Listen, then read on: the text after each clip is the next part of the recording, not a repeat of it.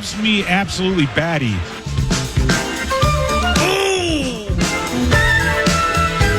homer!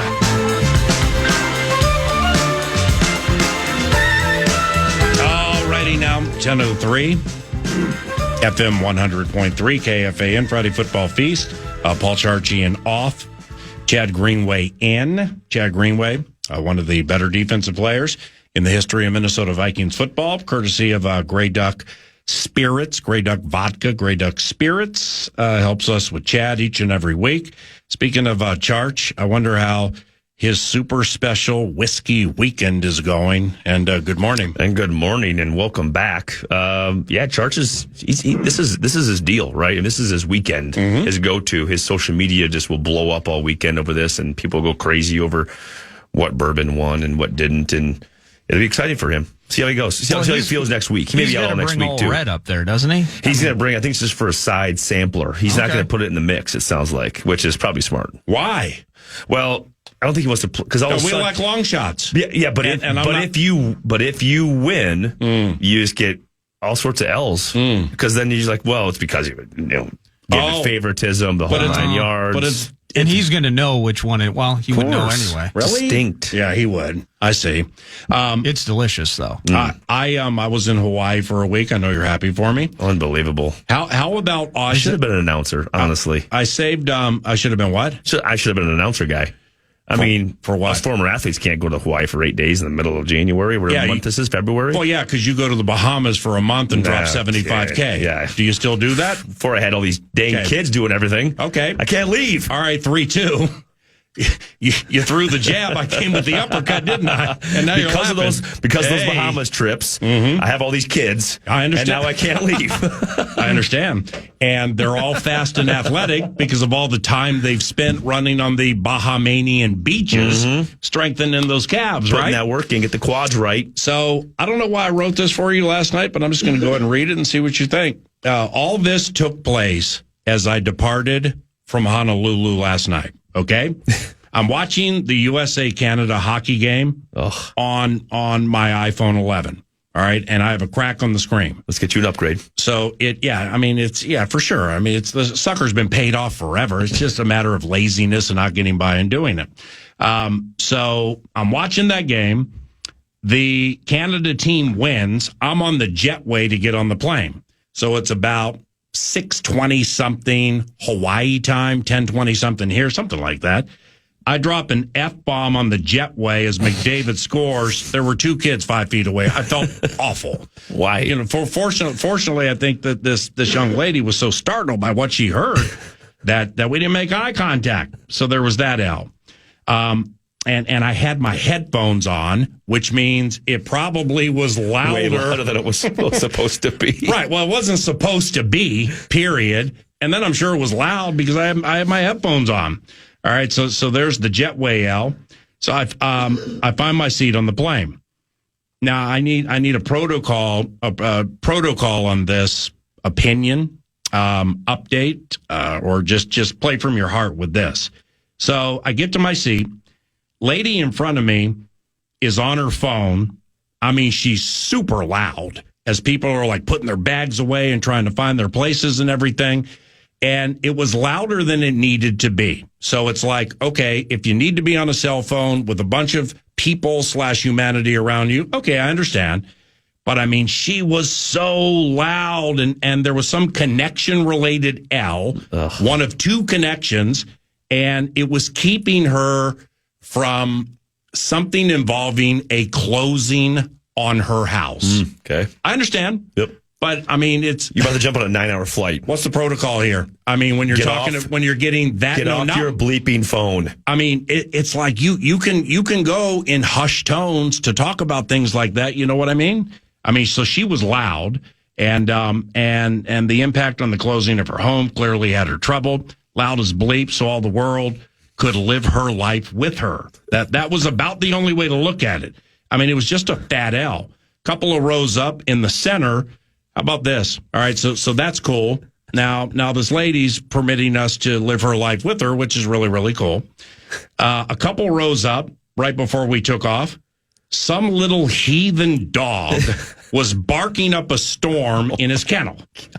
Then self-important lady in front of me jettisons the phone and comes barreling back on the recline, and we haven't even started to ascend. Just L's everywhere. So it's the recline, which is a very controversial, age-old conversation in the first place. Who reclines, who doesn't? The majority of people don't. But if you do, hey, the button's there for a reason. You can. But when you come barreling back on somebody, man, and the plane isn't even in the air yet, that just has a level of self-importance to it that definitely resonated. She sounds awful. She went hard on the recline. We hadn't even taken off. Hopefully she's listening this morning. And all of this, well, no, she's sweating connection number 8 to get there for the closing of her 4th home that we all could hear about. All of this before a 7-hour, 45-minute flight. Oh, man. I mean, so you're about ready to be in the air 7 hours, 45 minutes. I don't sleep on planes in the first place. It's difficult, and now we're a little congested. I got reclining lady on her 5th home by the time we're halfway over the Pacific from a closing standpoint. And so, like, you're a little frustrated as you take off, and then it's just a long-ass flight. You know what I mean? Yeah, the best thing you can do is to think about other people in that situation that are jumping on this flying metal tube through the air, and maybe just have some other thoughts of the people around you and stop being so self-indulgent in what you got going on. And maybe you sat at the gate for 2 hours, and you probably could have had that phone conversation over with by the time you got on the airplane. And then the whole recline bit is, listen, it's an 8-hour flight. I get it. You could probably lean back just a touch. Yeah. Let's be a little subtle about it. Maybe let's just not barrel back. Maybe go back about an inch or two. Let's not barrel back. Let's not wreck knees. Let's not have an attitude about it. You just turn around and hey, I'm just gonna go back a little bit. Don't want to get in your space, but I want to try to take a nap here on this 8 hour. Well, just ask first. That's actually, I mean, I would prefer they don't recline. I would prefer they don't. Same. Yes. And I do not recline. However, if you just ask, it's all good. That's how I look at it. You're not going to say no. And then there's the acknowledgement. I mean, what about and I don't work on planes. I'll read a book or something or watch a movie. What about laptop guy taking tray table into chest/stomach? Maybe there's coffee, or some people have a certain cup that they might spit in at some sort during a flight on tray table. Looking half awake, half asleep, however you want to look at, metaphorically speaking, life. Middle of the flight, went looking for the Yucky Raisins cup, hit it with my knee, Lisa's pants. I always love that one. How'd that go? It was awful. Awful. Terrible. Now I wanted to walk the plank. How was the plane pillow? I wanted to sit next to the lady and talk about her 6th house. Yeah, absolutely. They have this contraption that you can strap to the back of your seat that hooks to your forehead, and it's a cushion behind you, so it actually keeps your head in that position. Because you fall asleep with your head straight up, and your head always is bobbing down. Sucks. So there's a contraption now.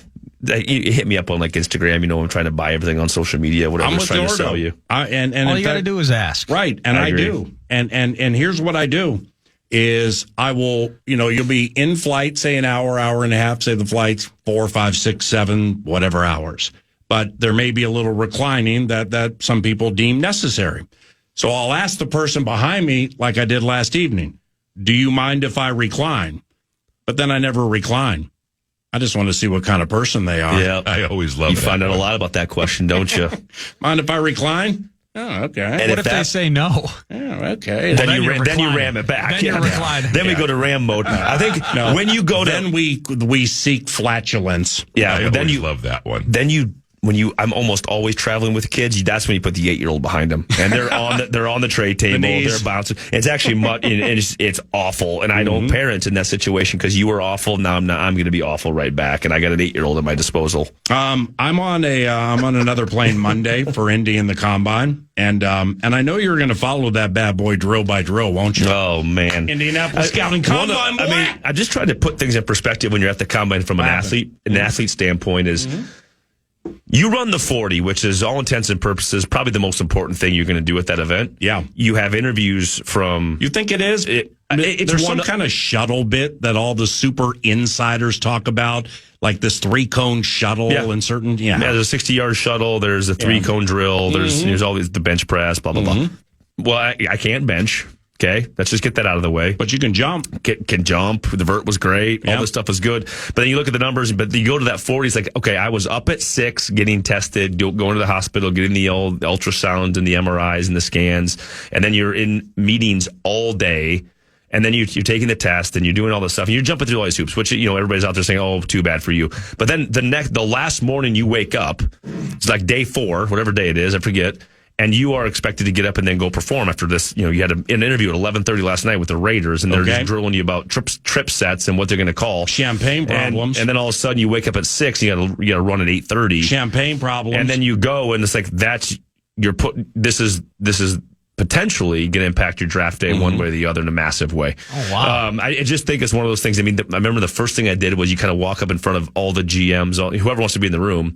We've all seen the picture of Tom Brady in his underwear, right, before draft day.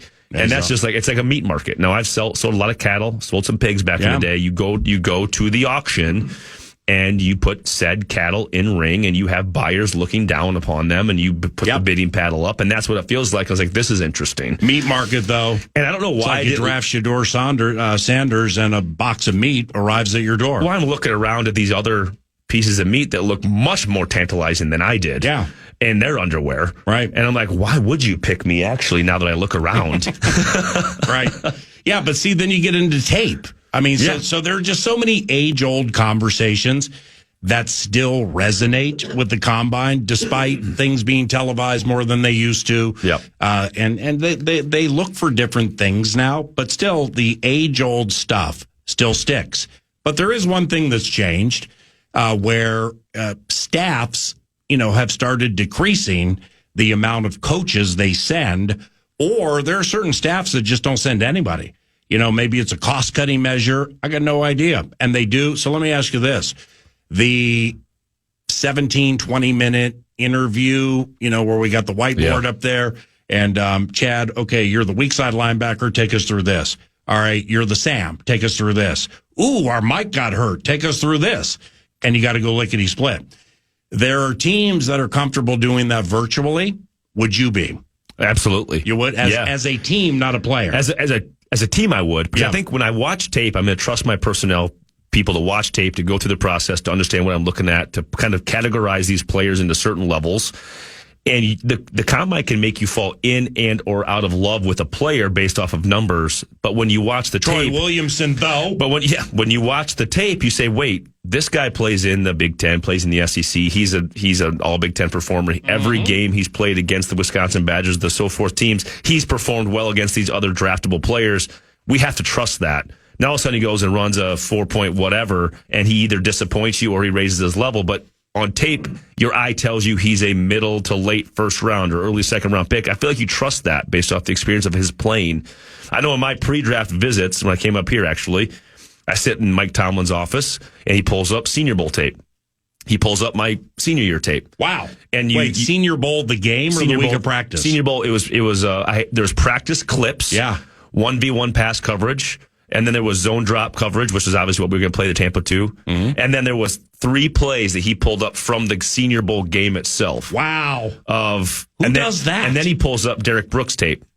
And Derek, he's like HOF or whatever, no big deal. Yeah. And played in Tampa, and that's where Tomlin came from, and he coached him, was around him, and talked about his excellence all the time. And he kind of goes, here's you, here's Derek, here's how we think you fit into our system. And I'm like, that's sweet. Sorry about all that, Vikings fans, because I'm not Derek Brooks. But his point was being made. But I am DeMarcus Ware. Yeah, though, not really. But right. That's all right. I will say this.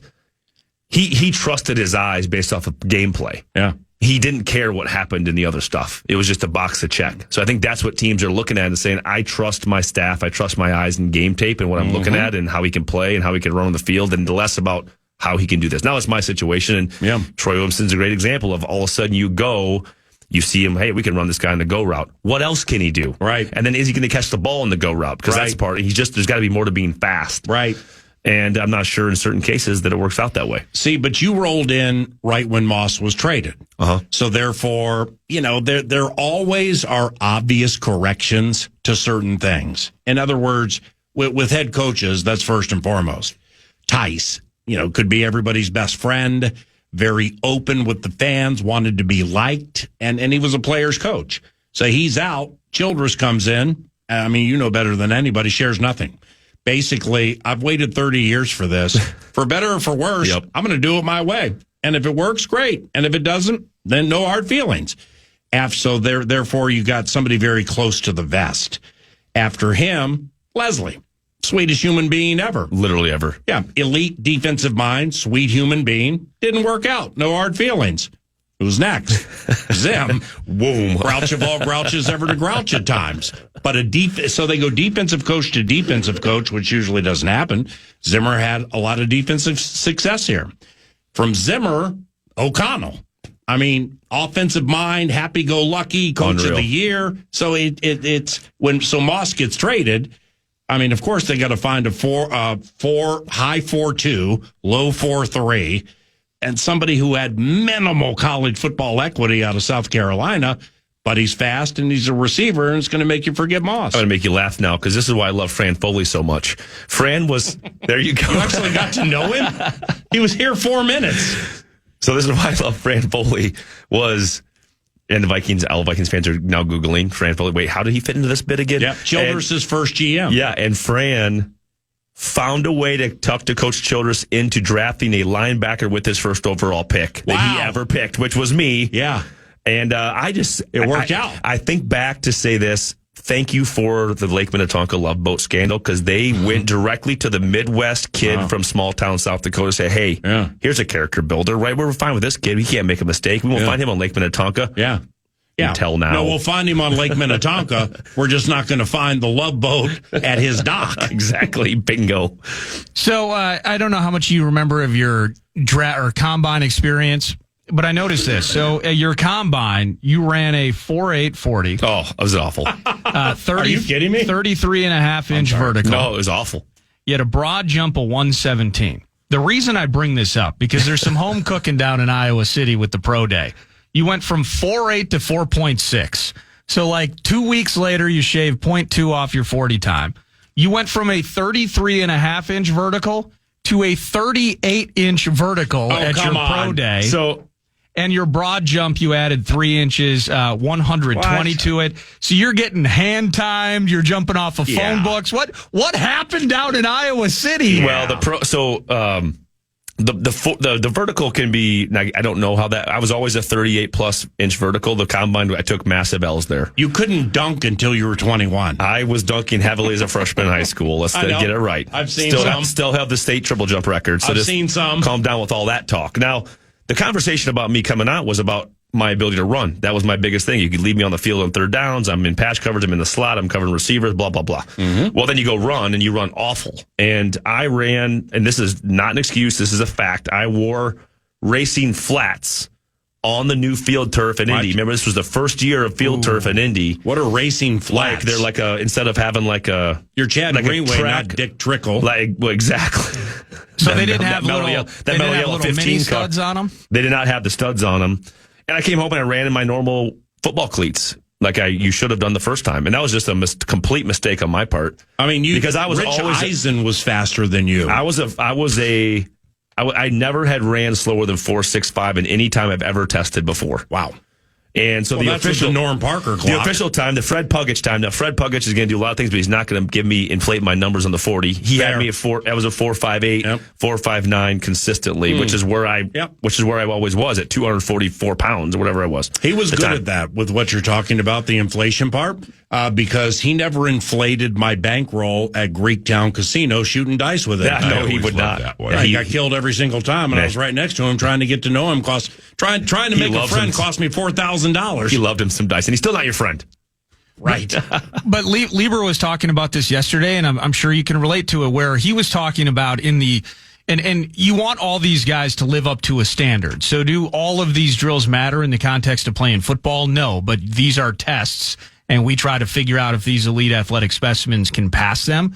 But he was mentioning it drilled down in his pre-combine training where he was learning, like in the 3-cone, the total number of steps that it would take to accomplish that. How many reps? Like, what was the drill you practiced for the most? Well, you drill the drill, right? I mean, this is what they're basing the numbers off of, and they need to have a scale where nothing's weighted, right? Everybody runs a 40, everybody does a 3-cone, everybody does a 60-yard shuttle, blah, blah, blah. Well, so it's all even. Okay, so this guy's physically better than these other guys, but can he play? And that's where it comes down to how much do you trust your eyes on film and how much do you trust these numbers that are just, these tests. And at the end of the day, that's what people call it's not, you don't play football. It's not a track meet. You play football. Right. It's not a strength competition. You're playing football. Underwear Olympics. And there's a level to this stuff. And you see these guys come in sometimes and you're like, man, this guy's a freak. He can throw whatever he wants in the weight room. He can run like crazy. Put him on the field. It's like, oh, can't play. Because it's not a game based off of those things. It's game based. Look at Eric Kendricks. Perfect example. Is Eric Kendricks going to win any underwear Olympics anywhere? As an undersized backer, was he fast? Yes. Athletic? Yes. Yep. But his ability to read a play and diagnose and get to the ball first and read what's going to happen and look at the lineman and where's the lineman leaning, all these factors, they actually make a difference. And then you have guys that are just both. I'm a freak and I'm by the way, I can play football and I'm a stud. And they usually go in the Hall of Fame. It's just, so you have to have these measurables. But can your staff or your player personnel, your GM, see through the measurables and actually go get a football player? And that all begins Monday, 9 to noon. We'll be there for radio shows Tuesday and Wednesday. Pete Bursage by my side. Kevin O'Connell, coach of the Vikings, NFL Coach of the Year, though. That's Tuesday, 11 Central, from Indianapolis. So like when I say, all right, Bursage and I are going to sit down and chat with KO, like what are some things that you would want to hear? I mean, because you have a trained eye and trained ears, and you watch the games and may not follow it super closely, free agency draft or whatever. You get to live life too. But like, quick twitch, what comes to mind? I think the biggest thing for me is obviously we're going to have the obvious talkers. What's the quarterback stable going to look like? What's our mentality? But my biggest thing from an overarching organization standpoint is how do we get to be a team that's always in the mix? 14 wins may not be, it may be an anomaly, it may not be, but how do we get to be that team where we're always 11 wins plus? Yeah. What kind of stability are you building in your organization where we can guarantee that? Now, that typically comes from what? Having a quarterback that is going to be there long term that you can trust to win you football games. We haven't had that in years where we have a young guy, like we may have now in the stable, who can be our guy for the next 5 to 10 years, whether we pay, we'd have to pay him at that time, but that's where long-term success comes from. I want to be an organization that is always there, always in the mix. And that's because you can keep your coaches. You keep a really good defensive coordinator this year for another year at least. But it happens because you have stability at GM, coach, and quarterback. That's really what it comes down to, is having that stability. And then, the last thing for that is to be more for Kwesi is how can we build through the draft where we've been so reliant upon free agents? And any organization, in my opinion, has to do it both ways. But he hit heavily in free agency, did really, really, really good. Our drafts haven't had as much success. So how are we missing? How are we filling those gaps? And to me, the biggest issue that I have with this football team right now, aside from the quarterback question mark, is our defensive front. And how can we get more consistency, more rush without having to blitz 45% of the time, whatever the number is? Can we get that front four? Because guess what? Just won the Super Bowl. Right. Defense and front four. But every team wants that. And even how are you going to get it then? Right. I mean, even like the Rams, the Rams, I mean, if I was spotting up, I'd see what their odds were to win the Super Bowl next year. I mean, that team's sitting on something big if Stafford still comes through. And I do think that's a fair if the older he gets. Now, but look at the inside of what they have. I mean, it goes 3-4 deep. Eagles go 3-4 deep. So you even have teams who have a couple of nice defensive tackles or ends they can use with position flexibility. Well, they still want to draft them as high as they can because they're hard to find. Well, then, right. But you say that, but we drafted one in the first round last year that wasn't getting a lot of reps in meaningful games. Yeah. And you look at how are we going to develop that talent? Edge guy. Yeah. How are we going to develop that guy that's on our roster for another 2 or 3 years at least into a pass rusher that we think he can be? But then also, how are we going to go supplement with either through free agency or the draft? Good point. And then also, like, just looking at the numbers, and these are things that we don't know. What are their plans, right, moving forward with some of these guys that are going to be on big deals in a couple of years? Yep. You can sign those guys with a young quarterback in his rookie deal. Yeah. You can build around that guy. And so that's why I'm a big advocate for trying to build through JJ and on this rookie deal and not go spend $40 million plus on a quarterback every year right now to try to go win right now.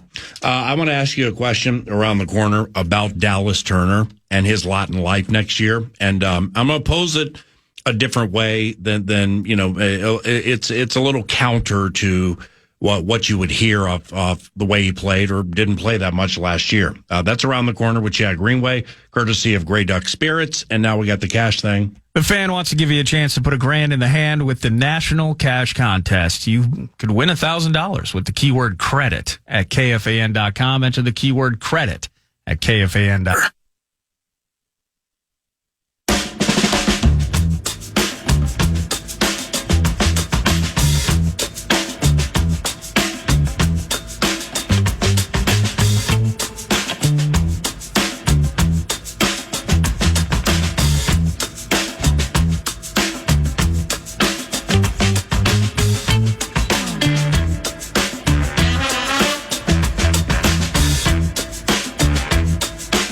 So with Dallas Turner, they don't sign Jonathan Grenard and/or Andrew Van Ginkel unless they think they're going to do okay, right? I mean, maybe not as well. Maybe like the 14 wins, they didn't see overall the totality of the numbers. Yep. Grenard, they knew was good against the run. But he was superb against the run. He was just splendid the majority of the game. So maybe he played above even what they thought with the money they gave him. So now with Dallas Turner, who is an edge rusher, he's an outside linebacker. That's where he's most comfortable, being the stand-up guy, 3-4 kind of defense, right? Yep. Okay, well, I mean, with Van Ginkel and Grenard, which one are you taking off the field? Exactly. So that's a problem. Well, I think we talked about this so much this last offseason about the guys that were brought in were versatile. They could play multiple positions. You could drop them in coverage. Van Ginkel's, this type of athlete who's making plays in space. He's obviously a pass rusher, gets, 10 double-digit sacks. When you look at Dallas Turner, when I look at his body type, he's an athlete. He's athletic. He's built like a 3 in basketball, right? Mm-hmm. He's going to have to find a way to become he'd be a nice small forward. Nice. Yeah. Checking KD, checking LeBron. Yeah. Nice. I don't know if he's got a jumper or not, but we can go to a 3-and-D guy maybe. Type. Can he hit a corner 3? Yeah. I just think he's going to have to find a niche on this defense where you can be used as a Swiss Army knife as a blitzer. Can you get moved inside as a 3 technique in an overfront or in a rush situation? He's got to put on, in my opinion, put on some bulk and a want to stop the run mentality. Because as we talked about with the numbers all year, the most rushing yards and yards per carry in the NFL since '89 or whatever the year was. That's not going to go away. That trend is not going to be one and done. That's going to continue. Can you anchor down and make a defensive stop? When I watch him play, I watch him get pushed off the ball because he's got I'm going to rush to quarterback mentality. Can you anchor down when you read run? Can you make a play in that way? Because right now I feel like he plays like he's light in the pants when he's probably definitely strong enough to be able to make a play. Right. The kid's a freak. So is it a buy-in? I don't know. I don't know him. I don't know what we're teaching, but I just think that when I watch him play, that's the mentality where I think he's got to grow and get better. To be able to find extra reps in those reps, and you can actually go trust him to go in and get more reps and take reps off those guys we mentioned or move them inside in a rush situation because they are so versatile and find ways to get them on the field. But at the end of the day, you got to be good enough to play. Yeah. There's a minimum in the NFL where we like you. You're first round, you got all these physical attributes, and did we get sucked into some of that pre-draft? Can he play? And next year's going to be, I'm not going to say make or break, but it's, year 2. You got to show that you can gain from year 1 what you didn't know as a rookie. And year 2, he'll be so much more mature and prepared. And hopefully he's in the offseason doing the things he needs to do to get ready. I know it's a little bit different because they're outside versus inside. But if we are, kind of using cliched wise, hey, look what Philly's done with their defensive front. Look what the Los Angeles Rams have done with their defensive fronts. At some point, I'm sure there were fans and people looking at the team going, how can you take any of these guys off the field? And ultimately, those guys made that rotation work by being good. Is there an element? He's got to grow. He's got to add the bulk. I love what Greenway's saying. But the fact that Patrick Jones is going to be a free agent, Patrick Jones, when he was healthy, actually was pretty damn good in 40% of the snaps. If you're looking for splash, he had 7 sacks. So the fact that he potentially is no longer on this team, just by way of availability and the opportunity of moving up the depth chart, Is that simply enough to get him more snaps? Yeah, a defensive line rotation is what you're looking for. Yeah. You're looking for 6 to 7. He's too light for a defensive end in a 3-4. He is, and he's got that's where like they drafted him for a reason. Yeah. What is that reason? What is that? Is that the Van Ginkel spot where you're dropping in coverage and being more athletic in space and maybe making a play on the pass? Again, without knowing the scheme and the ins and outs, it's hard to really identify what they're trying to do. Yeah, but just look up build and ability. Like he's not able to hold up in those moments when he's got to. So he's got to build to it. Now, if you bring up Patrick Jones, like that guy can play. He can play, and he can play better, and he can play multiple positions. Which I think is again, you look at when you're looking for a rotation to say, okay, now we got the game where we want it. We're going to rush the passer 15 times in the next 3 series. Can we get a versatile pass rush that can get after guys from all different spots? Think Everson Griffin, when you can move Evan to 3 technique and you can get after people because all of a sudden you have a defensive end body who's strong enough to hold up against the run and the B gap, but also now that guard's got to deal with a guy like Everson in a spin move. That's the versatility you're kind of looking for in that defensive line rotation. But go ahead. Well, I was just curious. Maybe Van Ginkel screwed this whole thing up. You signed them as part of that spending spree a year ago. And you have ideas of what Van Ginkel can be, but did you have ideas for 12 sacks? Did you have ideas? He just blows it for up. 2 defensive touchdowns? I know that he had 3 or 4 previously with Miami, but in some ways it feels like specifically with the money they gave him versus the production and the output, I don't see who could have projected that even with the greenest of glasses and eyes and optimism with this, that Van Ginkel would do what he did. And then you bring in, obviously, with the 17th selection, like Van Ginkel may have just messed this whole thing up for Dallas. Well, and take it a step farther, because Grenard, we discussed him earlier.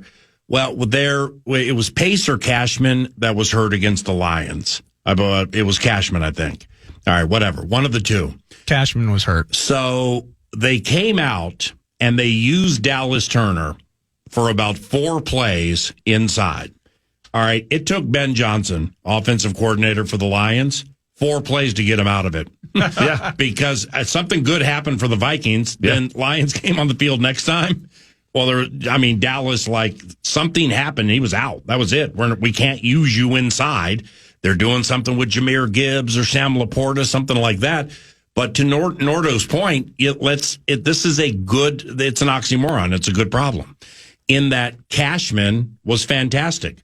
Ivan Pace Jr., specifically against the run and with the blitz, he's been fantastic. Mm-hmm. So now, it's for Dallas, make or break, like you said, too strong. There has to be a way to get that talent on the field, despite all the names we mentioned. Yeah, I think it's going to be situational, and he's got to improve. He's got to find ways this offseason to say, take my rookie year. It's your rookie year. You give him a break and you say, come in, because at the end of the day, thinking of my rookie year when I played 0 snaps and came off an ACL, and you come back in year 2, just the level of maturity I had from even going through that 1 year, even without playing.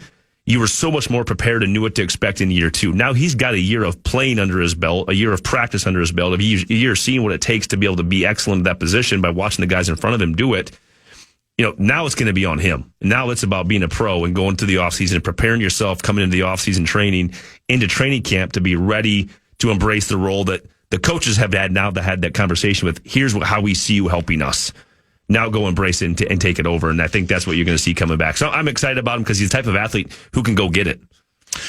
In closing, at 10:41, Chad Greenway, Grey Duck Vodka, Grey Duck Spirits. What's up with Madden? How close is she to finality than donning Kentucky Blue in the Bluegrass State? Well, it's last 2 games of regular season tonight, tomorrow. They're in Wisconsin. They're actually heading to Wisconsin right now. What's Hortonville? We're playing Hortonville High School over in Hortonville, Wisconsin. Oh, you don't know Hortonville? Hortonville, here's a Hue. I've heard that. They're over there for 2 games, and then it's on to playoff time, which is fun. Mm-hmm.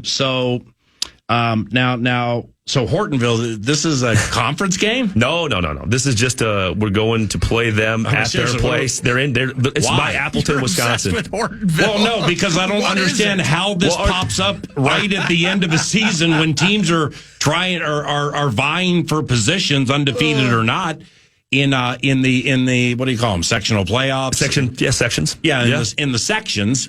Sections start next week in college football. Mm-hmm. Okay, In college football, which this is not. Hortonville is going to have Providence Academy come in because it's going to mean a big gate. Yeah, you usually start with Texas State. You don't end with it. But when admission's $6 and hot dogs are $3, I mean, that's not exactly going to pay the AD salary. Well, Wisconsin folks listening, Hortonville's got great high school basketball. One of their best players is going to Maryland. Oh, really? Plays summer basketball with Madden. Brenda Freese still coach at Maryland? She does. Wow, yep, she's the head coach. A long time. And so we're going there, and the team we play tomorrow is Notre Dame Academy out of Green Bay, and I think they were state champs last year. So we're going over there to play different teams that are very, very good. So a little Wisconsin tour. There's a scheduling convenience aspect. I mean, honestly, has this team gotten so good that it has to leave the state to find? No, absolutely. When I talk like Do not say that. Alexandria, go crazy. Maple Grove, go crazy. Hopkins, go crazy. Those were not my words, listeners. I understand, but we don't have a lot of close games on the old 24-0. You had one against Alexandria, though. We had some good games. There's some great teams. I wasn't looking at the schedule last night about 4 in the morning. Here's what people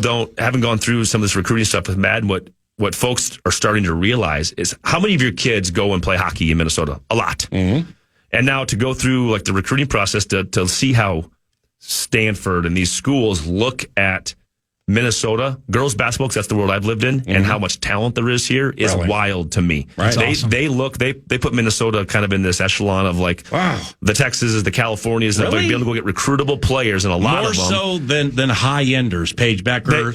Yes, maybe the depth of it is really the depth. And I just liken it to our youth sports experience here in Minnesota and all the parents that invest, and also the cold weather. What else are you going to do? You're going to skate outside or in the cold, or you're going to go into a gym somewhere and practice basketball. Interesting. So it's fun to watch all these kids get so many opportunities and spread across the country. Then you turn on any college game. Yeah.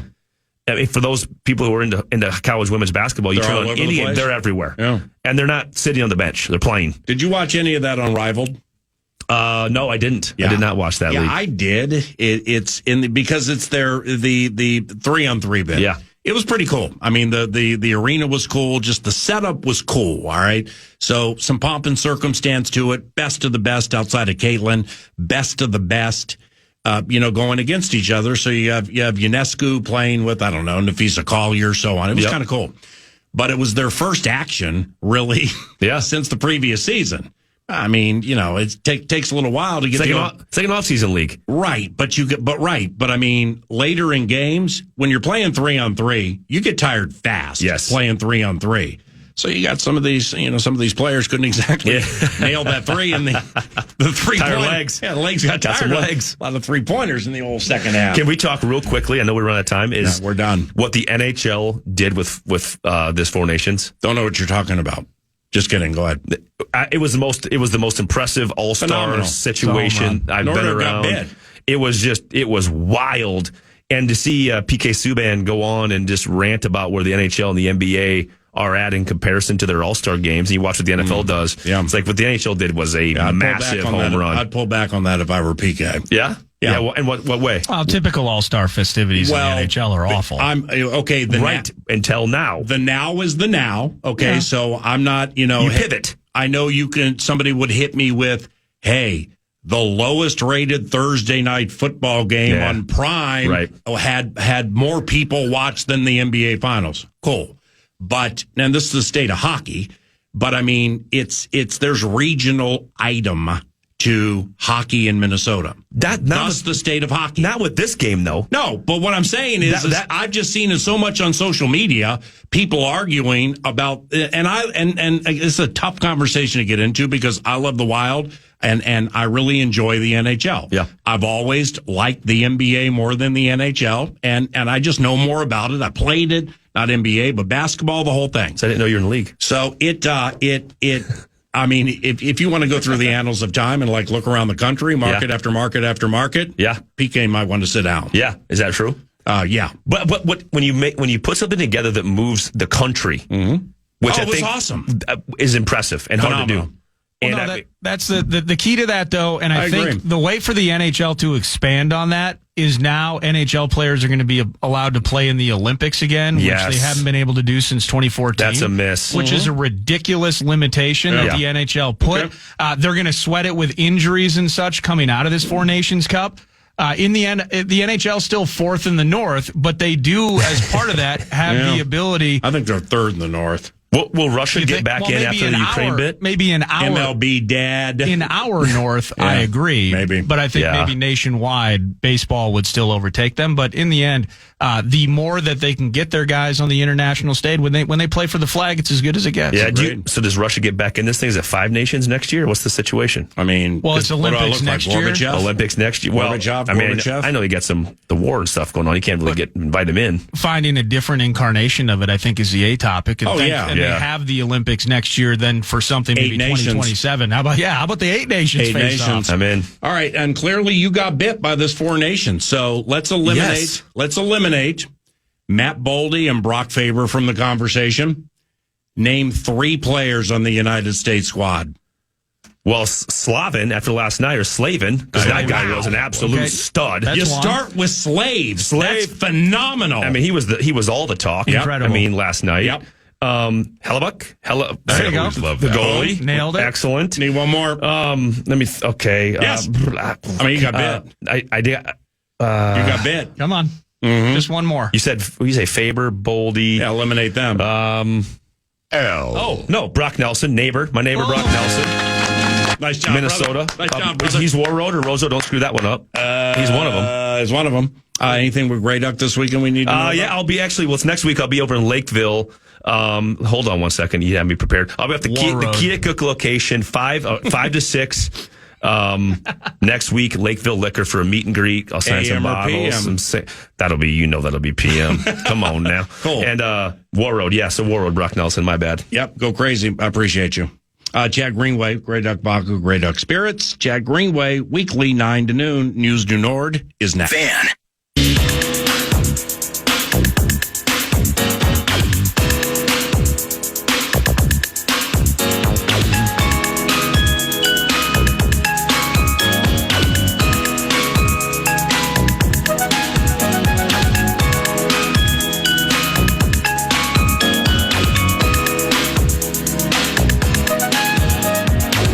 Welcome back. It's News du Nord, brought to you by The Casino at Canterbury Park, CanterburyPark.com. Poker, blackjack, and table game all year round. And you can feel the felt, have some sips of chips, tip Derek Allen, and more. Saturday, this weekend, we have something called ski joring, where horses pull those on skis. Oh, sweet. With tricks and races and things like that. Sam Sansevier from the K102 Morning Show with Chris Carr is going to be racing yours truly Saturday and Sunday at 2 p.m.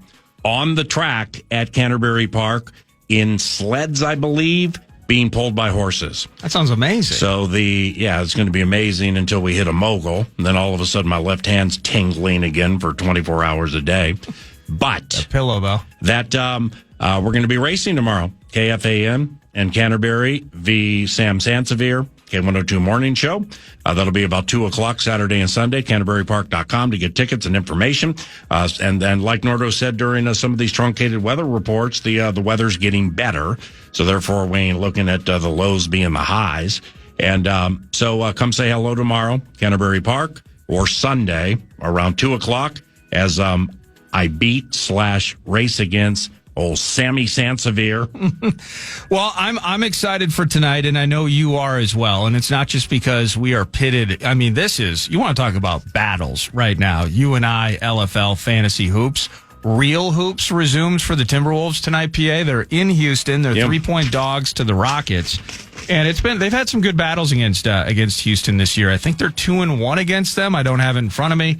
The key is the injury situation. Yeah. So Dante DiVincenzo with the great toe injury. Doesn't sound that great. It's been hurting him for several weeks. Big toe, great toe. He's been cleared for non-contact training. And I believe Julius Randle has been cleared for contact 5v5. So his return, it sounds like, is even more near than Mr. DiVincenzo's. But into the break, you had the hip soreness of Anthony Edwards, which is still a topic in terms of injury and health.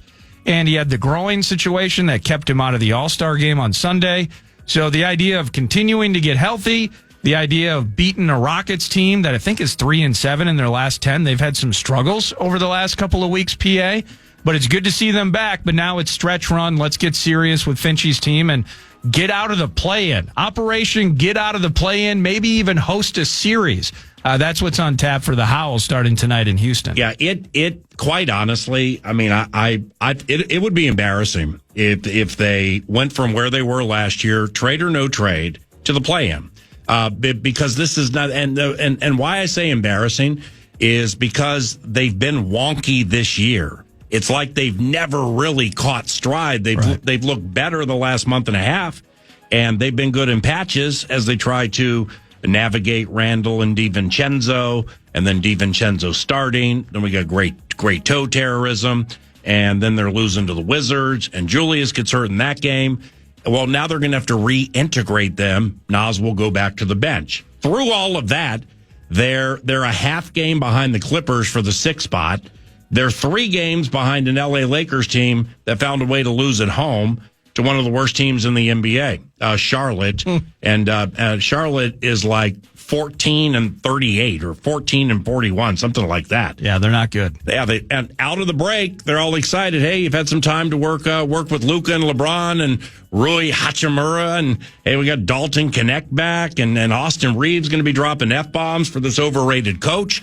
And, we can't wait, man. Tickets are hard to get. And then you get beat. Yeah, so it's they they're no bargain either. So the Wolves are 3 behind the Lakers, a half behind the Clippers, who are catchable. They are 3.5 behind the Rockets. So, and they're the 4 spot. And that's the A topic, man. I mean, host a series. So what are we? We're 56 into it. 6. You got 26 games to go. So it's not a long shot, but it's also a longer shot. It's like a middling situation. Yeah, it's like a mid-range jumper. Catching the Rockets. All right, it can be done. You can catch the Houston Rockets, but to do so, it behooves you to beat them tonight. Indeed. Minnesota Timberwolves, as I mentioned, 3-point favorites. Houston's favored. Houston's favored by 3. According to scores and odds. One more, just kind of revamping things. The Four Nations face-off came to a conclusion last night. Here's how it ended. Set play. McDavid scores! Connor McDavid scores the goal. Team Canada wins. Four Nations gold. Yeah, indeed. They split the games that they played in the Four Nations face-off, but Canada, at least in recent memory, doesn't lose to the Americans when all the chips are on the line.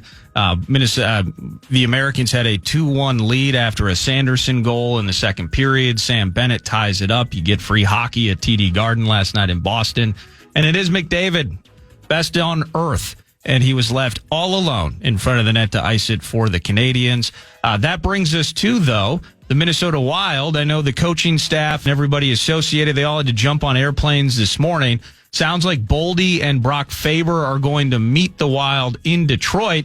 It's kind of an early morning puck drop. Not that early, but 11:30 a.m. here local time. Puck drop, you're going to get to hear it here on the Fan. But similar to the Wolves, PA, a team that has been wonky at times, a team that has dealt with a ton of injuries during this season. They're mostly healthy, save for Kaprizov. And their sprint begins tomorrow against Dylan Larkin and the Red Wings. Getting W's, home-heavy schedule in March for a team that has had trouble winning at home. It's kind of like just defend the X, and you're going to be in pretty good shape as the playoffs approach. But that's what lies in front for the hockey team. This will be the first this season against the Wings, and the Wild swept the Wings a couple of times within the last 5 years. But this has been kind of an evenly matched Western Eastern Conference situation. Detroit's gotten better after bottoming out. So first time they'll meet, Detroit can be a fun watch. Matinee, go crazy. And that's News to Nord, brought to you by The Casino at Canterbury Park. You heard about ski joring this weekend. Check that out. The weather's going to be nice. It's going to be a blast at Canterbury. And while you're waiting for all the races and festivities to take place, feel that felt, have a sip of chips, and tip Derek Allen. Combine preview with the beat. Alec Lewis around the corner on KFAN.